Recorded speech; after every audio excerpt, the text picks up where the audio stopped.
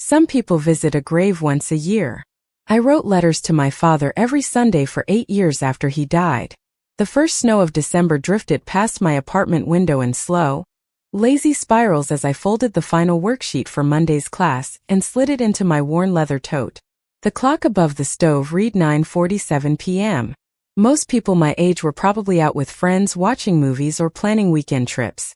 I was sitting at a tiny kitchen table in a one-bedroom apartment in Brooklyn, grading spelling tests and trying not to think about the empty chair across from me. The chair had been empty for 8 years. I wrapped both hands around a mug of chamomile tea that had already gone cold. Outside, traffic hummed through the streets below. Inside, the apartment felt quiet enough to hear my own breathing. My eyes drifted toward the wooden box sitting on the bookshelf beside the window. It wasn't expensive. Just a simple cedar box my father had built when I was 12. The corners were slightly uneven. One hinge squeaked whenever it opened. But it was the most valuable thing I owned.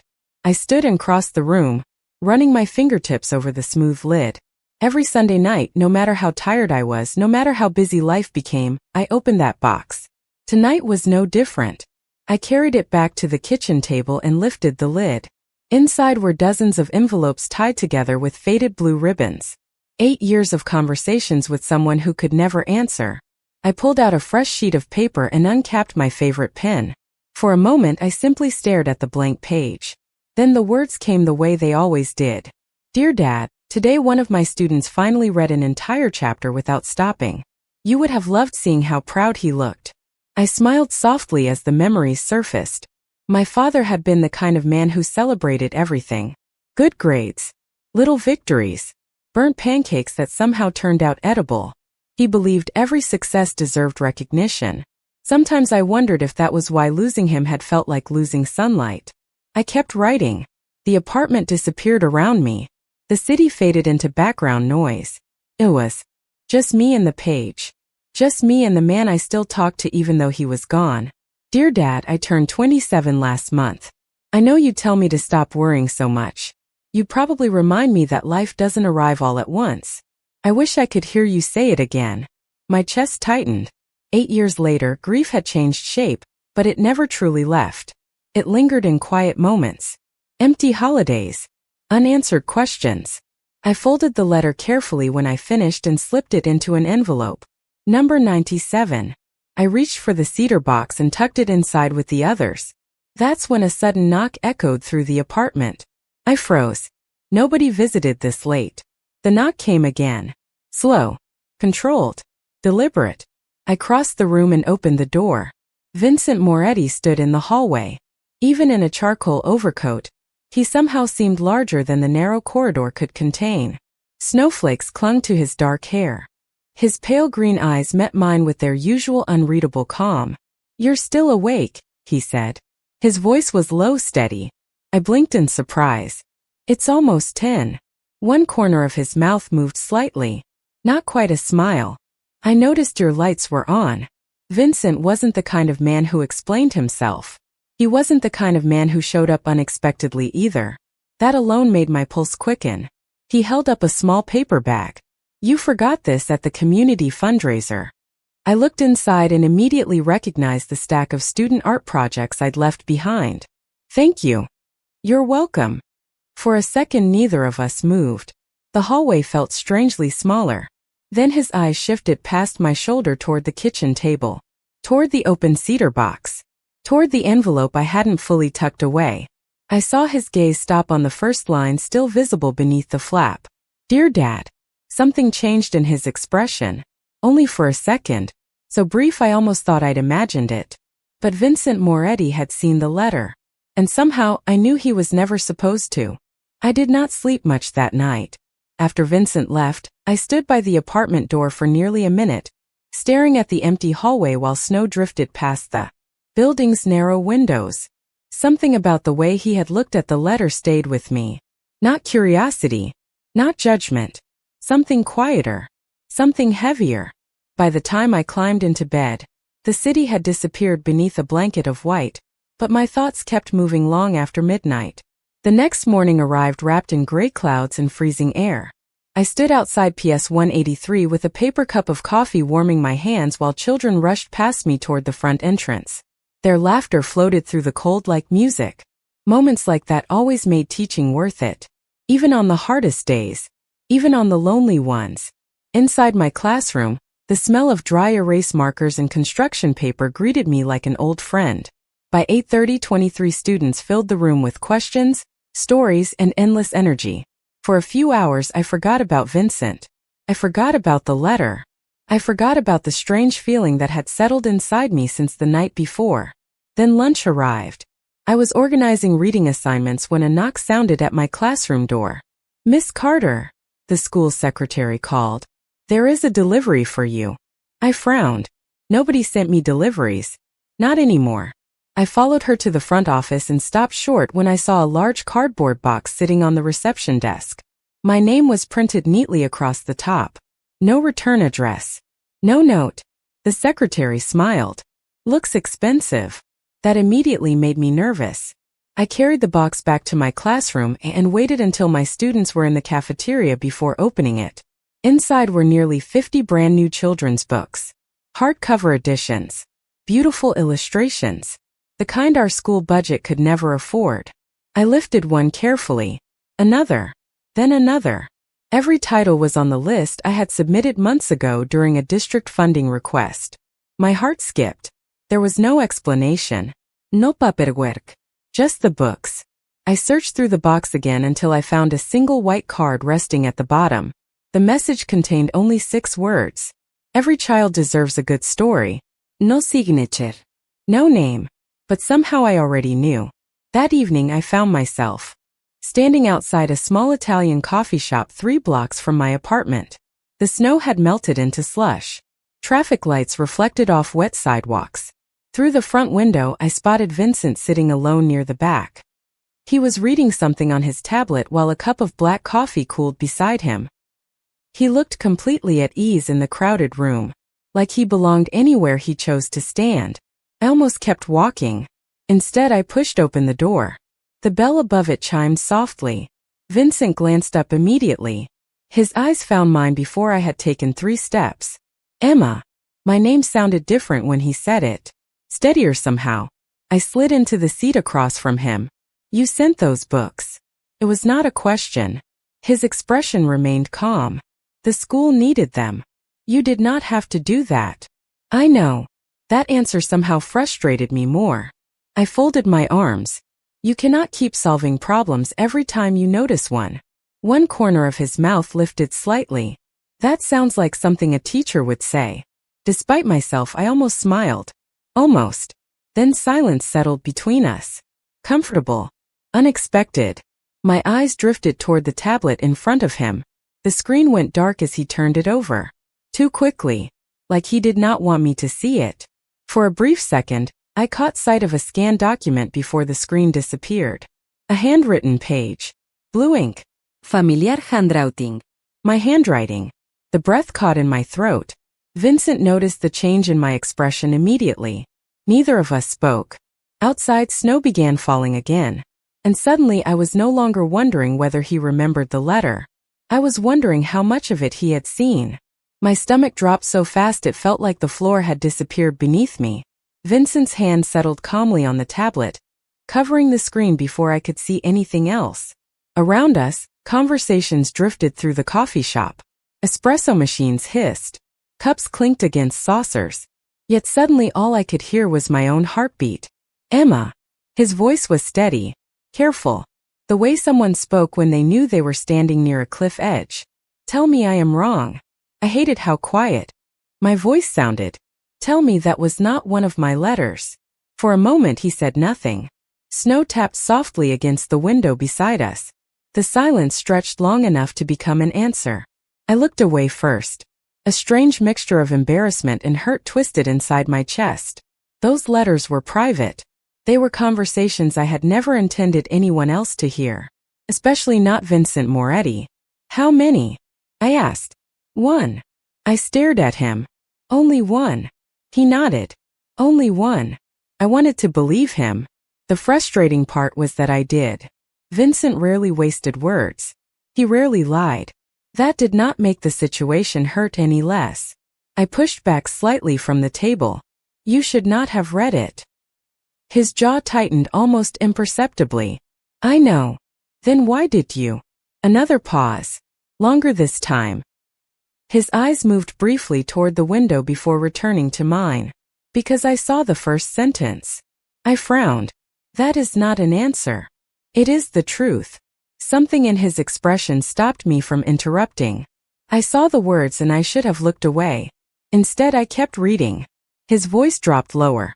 I do not have a better explanation than that. The honesty caught me off guard. Most people defended themselves when they were wrong. Vincent simply accepted it. What did you read?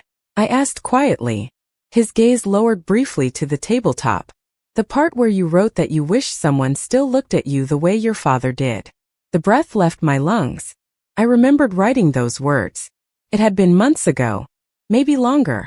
One of those nights when grief arrived unexpectedly and refused to leave. Vincent's eyes met mine again. For the first time since I had known him, they looked tired. Not physically tired. Something deeper. Older. That sentence stayed with me. The noise of the coffee shop seemed to fade. Why? I asked. His fingers rested motionless beside the untouched coffee cup. Because nobody ever looked at me that way. I blinked. Vincent gave a faint shake of his head as if surprised by his own admission. My father believed achievement mattered. Discipline mattered. Reputation mattered. Love was never discussed. The words were simple. Yet something inside them felt painfully heavy. When I read your letter. He stopped briefly. I realized I had spent most of my life trying to earn something that was never offered. For several seconds neither of us spoke. Outside, headlights reflected across wet pavement. People hurried through the falling snow with scarves wrapped around their faces. Life continued moving around us. Yet the space between our table and the window felt strangely still. I had always assumed Vincent was untouchable. Powerful people often appeared that way from a distance. As if success protected them from loneliness. Sitting across from him now, I realized how wrong that assumption had been. He was not looking at me like a man defending himself. He was looking at me like someone carrying a weight he had never set down. Then his gaze shifted toward the cedar-colored envelope peeking from my tote bag beside the chair. Do you still write every week? He asked. I nodded slowly. Vincent looked down at his hands. When he spoke again, his voice was almost too quiet to hear. I think your father would have written back. His words followed me all the way home. I think your father would have written back. The sentence settled somewhere deep inside me and refused to leave. That night I stood by my apartment window watching fresh snow collect on fire escapes and parked cars while the cedar box rested on the table beside me. 4 years, the letters had been a one-sided conversation. A ritual. A way to keep grief from becoming silence. Yet Vincent had looked at them differently. Not as reminders of loss. As proof of something he had never known. I opened the box and carefully untied one of the faded blue ribbons. The oldest envelopes sat near the bottom. Their edges were worn from time. Their paper softened by years of handling. I pulled one free and unfolded it. Dear Dad, today was my first day of college. I kept wishing you were there to see it. I smiled sadly. I had been 19 when I wrote that. Terrified. Lonely. Certain I was failing at adulthood. Somehow I had survived anyway. The next morning arrived bright and cold. Sunlight reflected off snow-covered rooftops as I hurried through the school entrance carrying lesson plans and a travel mug filled with coffee. Halfway down the hallway, Principal Reynolds stopped me. Emma, do you have a minute? Her expression looked unusually excited.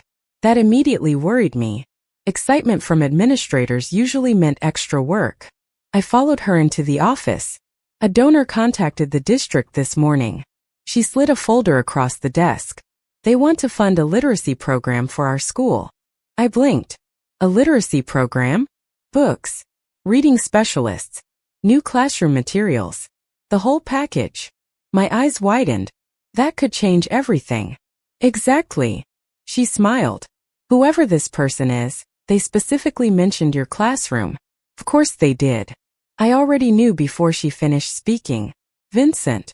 The realization brought equal parts gratitude and frustration. The man moved through the world solving problems before anyone asked him to. By lunch, I found myself standing outside a downtown office building that seemed to stretch endlessly into the winter sky. The lobby alone looked larger than my entire apartment building. Marble floors reflected crystal lights overhead. Men and women in tailored coats moved through the space carrying briefcases and expensive coffee cups. I felt completely out of place. The receptionist smiled politely. "Do you have an appointment?" "No." I hesitated. "But Vincent Moretti knows me." Her expression changed immediately. Not fear. Respect. Recognition. She picked up the phone. Less than 2 minutes later, I stepped into a private elevator. The doors opened onto the top floor. Floor-to-ceiling windows revealed Manhattan spread beneath a pale winter sky. Vincent stood near the glass with his back to the room. One hand rested in his pocket. The city looked small behind him. He turned when he heard me enter. "Emma, you funded the literacy program." It came out more accusatory than intended. His expression remained calm. "The school needed help." I sighed. "That is becoming your favorite answer." For a moment, something almost amused flickered across his face. Then his gaze drifted toward the folder in my hands. "Did it make you happy?" The question caught me off guard. Not because of the words, because of the way he asked them.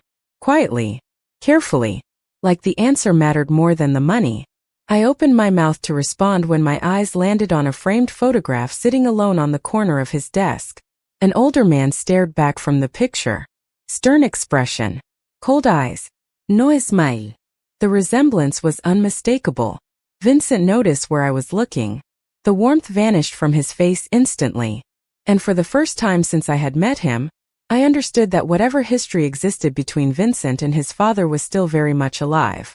The change was so brief most people would have missed it. I did not. 1 second Vincent stood beside the window with the Manhattan skyline glowing behind him. The next, every trace of warmth had vanished from his face. His eyes settled on the photograph for a moment before he picked up the frame and turned it face down on the desk. The movement was calm, controlled. Somehow that made it feel even more significant. I looked away immediately. "I am sorry," I said softly. "You do not need to apologize." His voice remained steady. "Most people ask eventually." I hesitated. "And what do you tell them?" A faint smile appeared. Not a happy one. "Usually nothing." The answer lingered between us. I understood it better than I wanted to. Some wounds became part of a person. Talking about them did not make them smaller. Sometimes it only made them hurt again. Vincent walked toward a small bar cart near the window and poured himself a glass of sparkling water. "My father believed respect had to be earned every day," he said suddenly. I blinked. He rarely volunteered personal information. That sounds exhausting. Another faint smile touched his lips. It was. He looked down into the glass. There was always another goal. Another expectation. Another reason I had not done enough. The sadness in his voice surprised me more than the words themselves.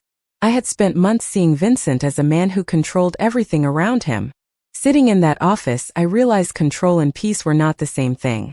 We talked for nearly an hour after that. Not about his father. Not directly. We spoke about books, schools, winter storms, small things, ordinary things. Yet when I finally left the building, I carried a strange feeling with me.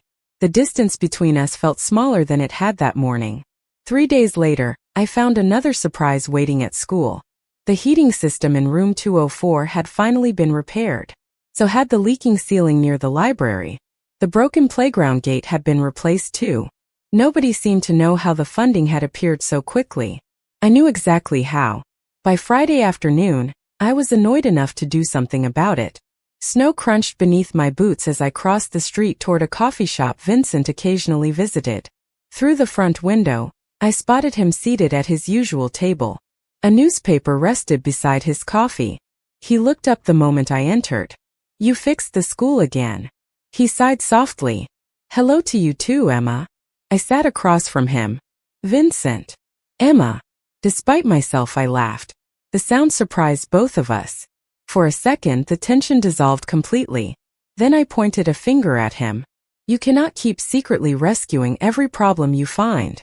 I can. That is not the point. It usually solves the problem. I groaned. Vincent looked entirely too pleased with himself. Then his expression softened. You care about those children. Of course I do. Then let me help. For simple words. No speeches. No explanations. Just sincerity. Something tightened unexpectedly inside my chest. Nobody had offered help that way in a very long time. No conditions. No expectations. Just because they wanted to. The conversation drifted elsewhere after that, but his words stayed with me. Later that night, I sat at my kitchen table with the cedar box open beside me. The apartment felt quieter than usual. I pulled out a blank sheet of paper and uncapped my pen. Dear Dad, I met someone who keeps trying to fix things. Schools. Buildings. Problems. Sometimes I think he is trying to fix people too. I paused. The pen hovered above the page. Then I added one more sentence. The strange part is that I am beginning to wonder who is fixing whom. Winter settled deeper over the city during the following week. The sidewalk stayed dusted with snow. Storefront windows glowed against early sunsets. Every Sunday seemed to arrive faster than the one before. I spent most of my days teaching and pretending my thoughts were not increasingly occupied by Vincent Moretti. The problem was not his money. It was not the donations. It was not even the way he somehow noticed every problem before anyone else did. The problem was that he listened. Really listened. Most people waited for their turn to speak. Vincent paid attention. That made him difficult to ignore. On Thursday evening I stayed late at school preparing decorations for a winter reading event. By the time I finally locked my classroom door, the building had grown quiet. The parking lot lights reflected off patches of ice. My phone buzzed as I walked toward my car. A message from Vincent. Have you eaten dinner? I stared at the screen longer than necessary. No. Have you? 3 dots appeared almost immediately. Not yet. 5 minutes later I found myself smiling at a phone like a teenager. The realization was embarrassing. Even worse, I could not stop. That Sunday night I returned to my apartment carrying groceries and exhaustion in equal measure. The cedar box waited where it always did beside the bookshelf. The familiar sight brought comfort. Some rituals survived every season of life. I changed into comfortable clothes, made tea, and sat at the kitchen table. Outside, snow drifted lazily beneath streetlights. Inside, the apartment felt warm. Safe. I opened the cedar box and reached for the newest letter. The envelope stopped me. Something looked wrong. Very wrong. My pulse quickened instantly. The envelope was not where I remembered leaving it. At first I told myself I was imagining things. Then I picked it up. My fingers froze. The flap had been opened. Not torn. Not damaged. Carefully opened and sealed again. The room seemed to tilt slightly. Every sound disappeared beneath the rush of blood in my ears. I checked the others. Most remained untouched. Only the newest letter. The one I had written days earlier. The one mentioning Vincent. My stomach tightened. There was only one person who knew those letters existed. Only one person who had already admitted reading one before. I stood so quickly my chair scraped against the hardwood floor. No. Vincent would not do that. Yet the open envelope sat in my hands. Evidence did not care about feelings. I spent the next hour pacing my apartment. Part of me wanted to call him immediately. Another part wanted an explanation first. Around 10:30 my phone rang. Vincent. The timing made my heart sink. I answered anyway. Emma. His voice sounded calm as always. How was your day? I stared at the envelope resting on the table. The open flap seemed impossible to ignore.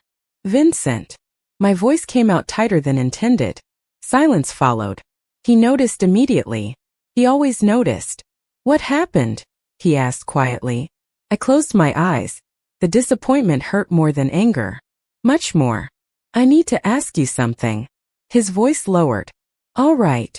I looked at the letter one final time. Then I asked the question I never thought I would need to ask. Did you read another one? The silence on the other end of the line lasted less than 2 seconds. Felt much longer. No, Vincent said. His answer came immediately. No hesitation. No excuse. Just one word. I wanted relief to follow.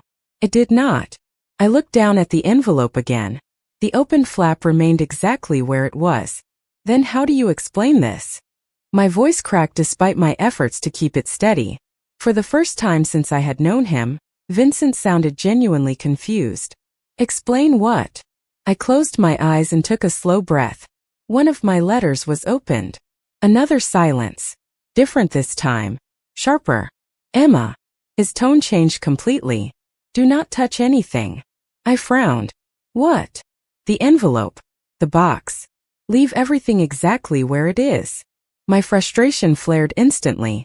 You are not making sense. Please. That single word stopped me. Vincent rarely asked for anything. He certainly never sounded worried. Yet worry threaded through every syllable now. I glanced around my apartment. The familiar furniture. The bookshelves. The small kitchen. Everything looked normal. Everything felt normal.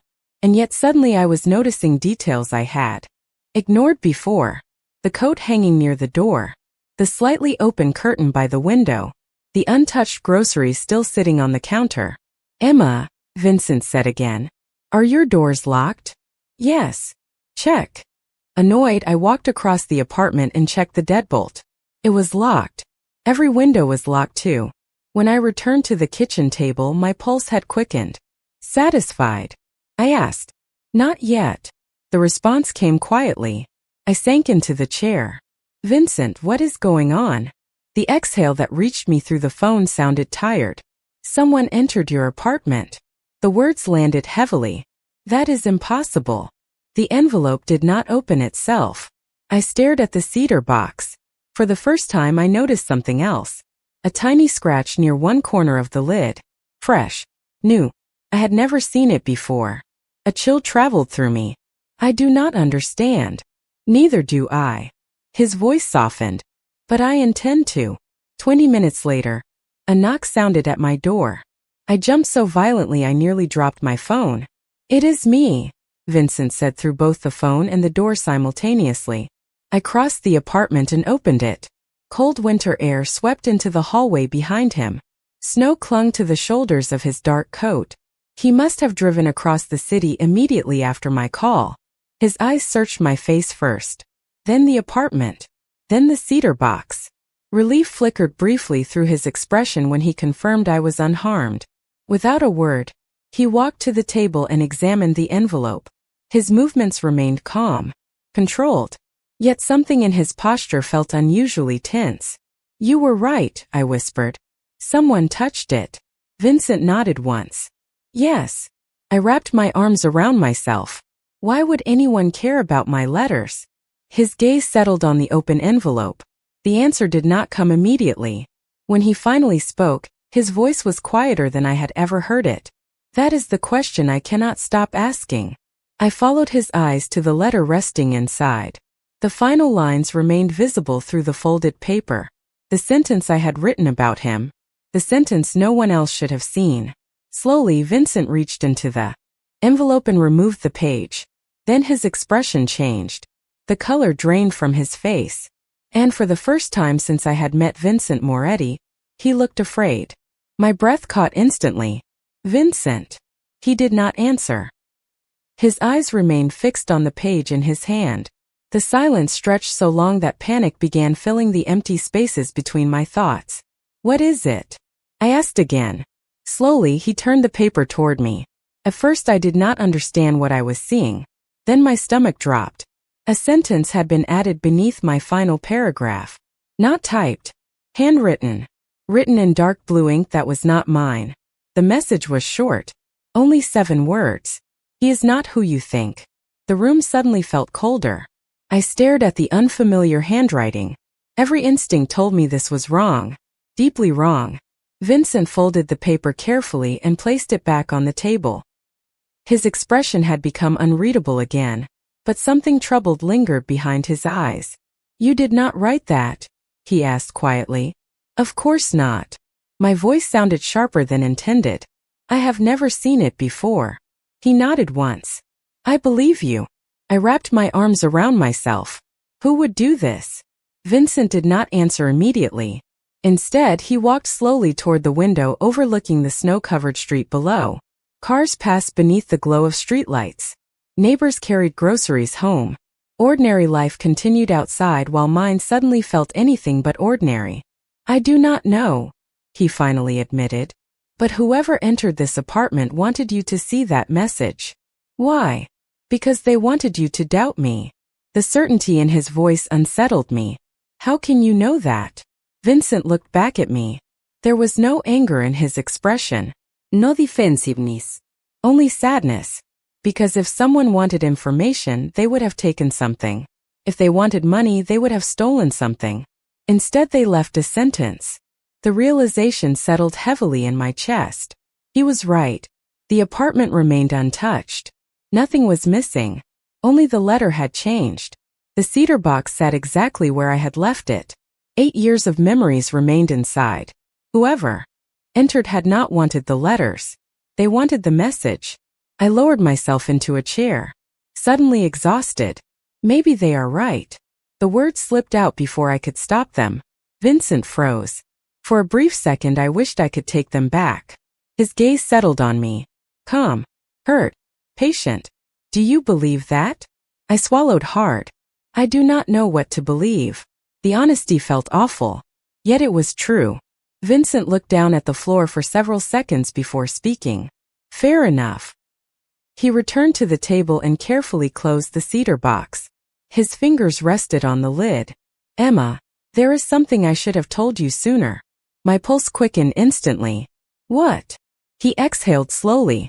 "For most of my life, I spent every day trying to become someone my father would finally approve of."